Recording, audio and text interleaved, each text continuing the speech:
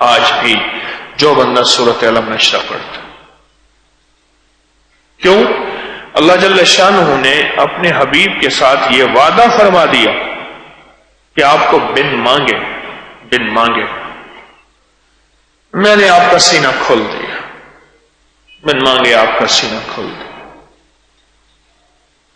اور یہ نعمت سورۃ علم نشرہ میں موجود ہے کہ بن مانگے آپ کا سینہ کھول دیا.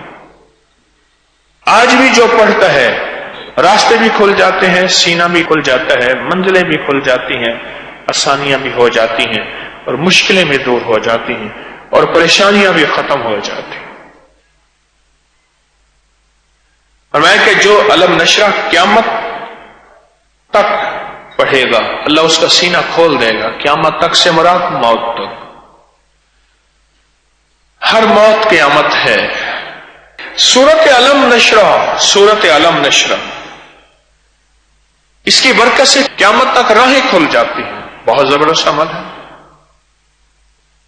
اور سورۃ علم نشرہ دل کی نالیوں کو کھولتا ہے، دل کے مسائل سے بچاتا ہے، اور ضیق صدر دل کھٹ جائے جس میں گھبراہٹ کہتے ہیں، بے چینی کہتے ہیں، انجانا خوف کہتے ہیں جس کو. یہ انجانے خوف کا علاج ہے، دل کی گھٹن کا علاج ہے، یہ اندر کی تنگی کا اور حالات کی کشیدگی کا علاج ہے. یہ سورۃ علم نشرہ بہت زبردست اور بہترین علاج ہے، زبردست علاج ہے سورۃ علم نشرہ. اور حافظے کے لیے، میموری کے لیے، حافظے کے لیے زبردست چیز ہے، بہت زبردست چیز ہے. حافظے کے لیے، یادداشت بہتر کرنے کے لیے زندگی کی بھولی ہوئی باتیں یاد آنا شروع ہو جاتی ہیں، بھولی ہوئی باتیں یاد آنا شروع ہو جاتی ہیں.